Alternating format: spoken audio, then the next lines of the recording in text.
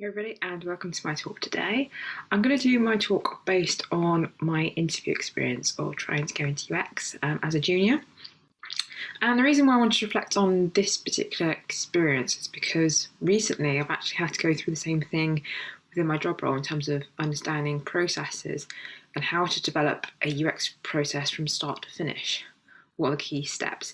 And I know if you go into bootcamp, or you do self-training or self-learning or online courses, you'll find that the mindset is a linear, straight process. So, for example, defining what the problem is, doing stakeholder analysis, defining what metrics you're going to be using, what the key problems are, what is the aim of the whole process, looking at interviewing with user research or doing deep surveys, and then defining that idea even more to understand a bit more about what the problem is, looking at doing sketches, doing UX strategy or content strategy,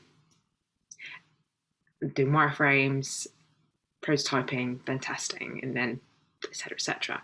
And the reason why I wanted to go through this today is because I kind of wanted to define a bit more in terms of because most of the time reality doesn't match the theory. Even though you might have done case studies that have done that same processes, in reality, companies with low UX maturity will not have that same process. So anyway, I want to do a talk today about how to utilize that process for when you go to UX interviews. Now, majority of the time, there might be a question of, it depends on where the organization is within UX maturity. Some might have really high UX, which they practice in every sort of scenario, every time they build a new product or an existing product. Or if it's a low maturity business like I've joined, how to actually create UX processes within the organization first. And I think that's the most important thing. So I'm going to go through 3 scenarios I've been through in terms of interviews and also in real life scenarios in terms of how to answer questions based on a UX based practical assignment. So number 1 is one of my first interviews I had was to basically an organization wants to create a new product for a particular market. And your job is to sort of understand a bit more how to define the UX process behind it. And it was interesting because it gave you in terms of what the product was. So I think it was a overnight sleeper train product. And it was defining a bit more about how you would actually build that website to begin with, just as start, I suppose, an MVP of the product or minimum viable product for that assignment. So if I go through what my example is and then also what I've learned over the past couple months, how I'll change my answer. So my answer to begin with was actually to create a focus group. Now, for a new product, I'm not sure if that's the best thing because a focus group normally has opinions, really assertive opinions in terms of what they can bring in terms of understanding what the key product is. And my mindset was you could get loads of opinions from a focus group. You could sort of get a specific question that you wanted to answer them. So for example, a really specific focus group or panel based on, say, users who have used competitor products or competitor sleep products, and it would define a bit more about what kind of top tasks they're looking for. But looking back at it, groupthink is really good for getting a collective user experience analysis. But what's not good is in terms of understanding what key pain points are, because you'll get groupthink. People will be like, yeah, I agree with that statement. When actually, when you do like user interviews and individual interviews, it's really better to get that insight. Now, how I would change my answer from that going forward would be there's 2 sort of tasks you can do. In fact, there's several tasks, but the whole point of that task is you're getting a new product in. And the best way to get that is to do surveys. So get some quantitative analysis in terms of what you're going to look for. What are the key pain points? What are the top tasks people are looking for? Is it to book a train? Is it to look at creating time sets? Is it looking at past bookings? What happens to the train? Is it getting updates? And define what the key processes are going forward within them using that product. So I would have done a survey and sent it out to a relevant demographic in terms of understanding between where the product is going to be based in terms of where customers are coming in from the train and where they're going to, defining what reasons they would use a sleeper train for, and sort of define a bit more what kind of questions they would be using in terms of a normal competitor would be using as well. From there, you get some quantitative data that can define in terms of what the key strengths that you can bring across within the actual interface. What are the key journeys that users are looking at? What are the key features that they're going to look for? Then you can create a minimum viable product that has that. You can create a wireframe that has those elements in and test it. So then you have a new product that is out there and at least it's what users want. Then you can reiterate, because you know if you just go out there and assume, look at competitors, 9 out of 10 times it'll be wrong. And you're going to have to spend more time debugging it and trying to find a bit more about the solutions that your users are using it for. So that is number 1.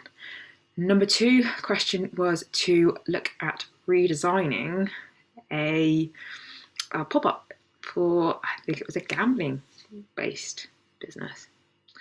And the scenario was to look at redesigning the actual interface. And my main problem was I took it from a UI perspective. They told me to redesign something. So when you hear design, you think, oh yes, I'm going to redesign and create a new interface. It was quite a high fidelity example actually that I did, but that wasn't what they were looking for. And I'd like to reiterate the word design very specifically. Design in that context meant going through what you would have gone through in terms of understanding how the user uses the website, what are the key things you think you need to research, and understand a bit more about taking competitor analysis and how you think the UI should be done in terms of a psychological process. It didn't matter about the design on that aspect. It mattered about the process that you went through.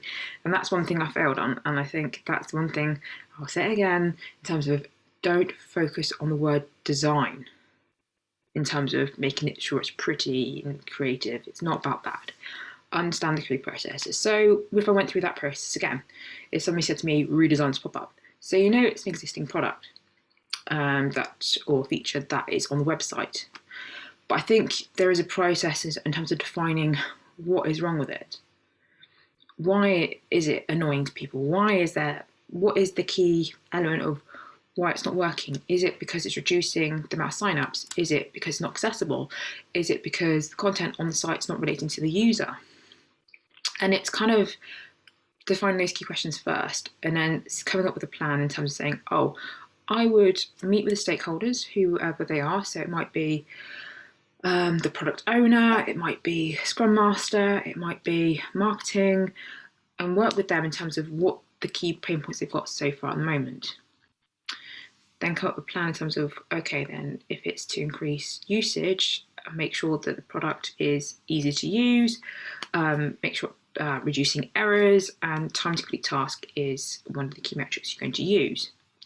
And then I would say, okay, meet with engineers and say build a team from that aspect, have the timeline of what you want to achieve, and look at key pain points, key points where they can be involved, and make sure that you involve them throughout the process.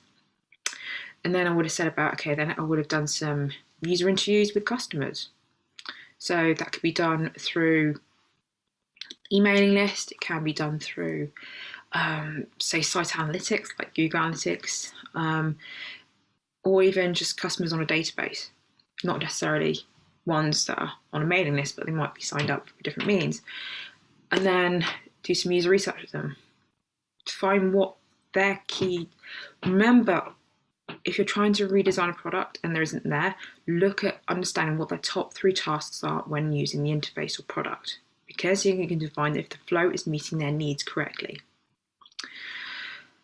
Then I would make sure that I take that information, create user flows, user personas, and understanding a bit more about do like affinity diagrams with engineers or have stakeholders and come up with some key ideas the way you can think of changes, go through it.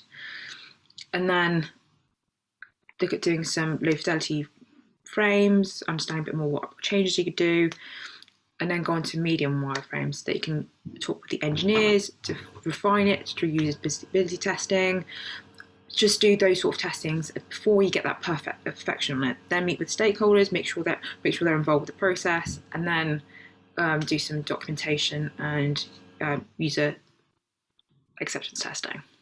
So that's what, if you have an interview question like that saying redesign a pop-up or redesign a page, don't just redesign. Think about the process behind what you're going to do and how you're going to develop it further.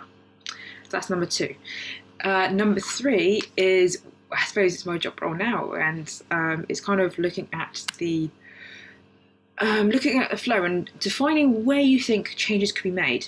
Now, this is not as deep as what the previous one was like, but it's all about creating a user journey or user flow, and go through the process, to go through the actual website itself, define the key processes, what you're going through. So it might be logging on, typing your name, pressing go, adding additional details, pressing OK, then going on to the intranet or whatever website you're going on, and then it might be looking to book a product. Define those key flows, and then do contextual analysis on your own, because you've been using that process. Define where you think there is pain points there. What bits don't you understand? Is there any text you don't understand? Is there any fields you don't quite want to fill in? Define what the key problems are, and then those are the ones that you can say, okay, and we can do some user testing on it or user research to find out a bit more about those key processes.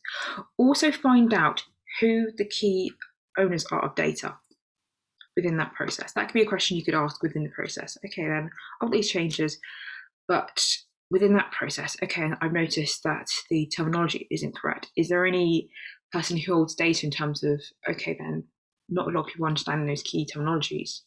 Is there any support tickets that back this up? How many? If so, how many? And look at see if we can reduce that number within a certain time period. Is it to do with understanding, okay, and users getting stuck on this? Is there any say Google Analytics data, or for us it's Matomo, in terms of going through the flow, but they're spending a lot of time on this process and they're actually going back to the original process? Is there any way that we could use that data to check across in terms of our changes?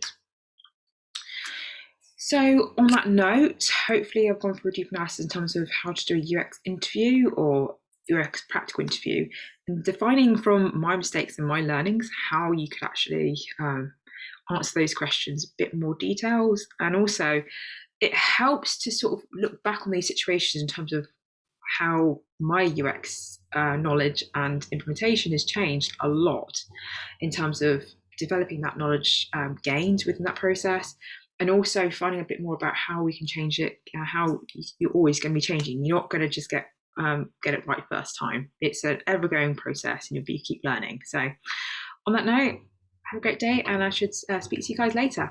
Ciao for now.